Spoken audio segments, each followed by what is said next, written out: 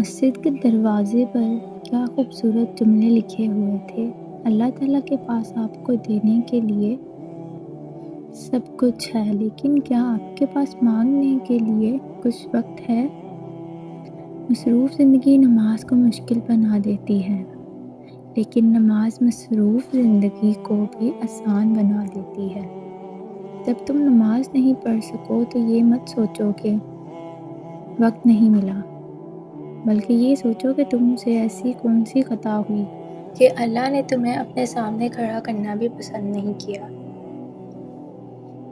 رسول اللہ صلی اللہ علیہ وآلہ وسلم نے ارشاد فرمایا، نمازوں میں ایک نماز ایسی ہے کہ جس سے وہ چھوٹ گئی اس کا گھر بار سب برباد ہو گئے، اور وہ ہے عصر کی نماز۔ نیکیوں کی بارش۔ نبی کریم صلی اللہ علیہ وسلم نے فرمایا، بندہ جب نماز پڑھ رہا ہوتا ہے اس کے سر پر نیکی کی بارش ہوتی رہتی ہے۔ حضرت علی نے فرمایا، اگر تم پانی میں ڈوب رہے ہو اور تمہیں یاد آ جائے کہ وقت نماز ہے تو نماز کی نیت کر لو۔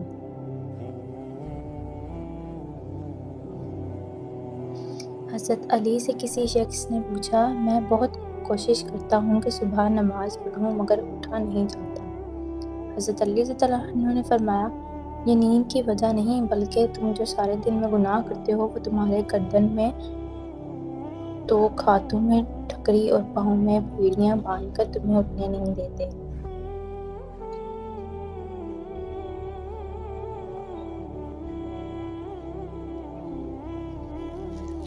ترجمہ۔ اور صبر اور نماز کے ذریعے اللہ تعالیٰ سے مدد طلب کرو، یہ بہت بھاری ہوتی ہے سوائے ان لوگوں کے جو اللہ سے ڈرنے والے ہیں۔ رسول اللہ صلی اللہ علیہ وسلم کو جب کوئی مشکل پیش آتی یا کسی بات سے غمگین ہوتے تو وہ یہ ضرور پڑھتے،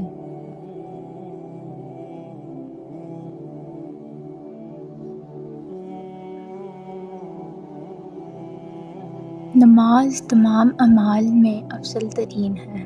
عبداللہ بن مسعود رضی اللہ عنہ کہتے ہیں کہ میں نے رسول اللہ صلی اللہ علیہ وسلم سے دریافت کیا کہ کون سا عمل سب سے افضل ہے، تو آپ نے فرمایا، نماز کو اس کے وقت پر ادا کرنا۔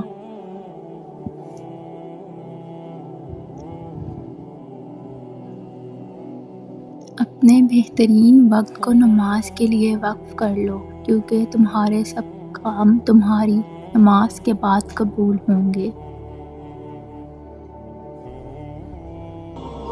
اللہ کی رحمت گھیر لیتی ہے اس مکان کو جو سن کر اٹھ جاتا ہے فجر کی اذان کو۔ نماز کب کام آئے گی؟ فجر مرتے وقت، ظہر قبر میں منکر نکیر کے سوالات کے وقت، مغرب حساب کتاب کے وقت، عشاء پل صراط کے وقت۔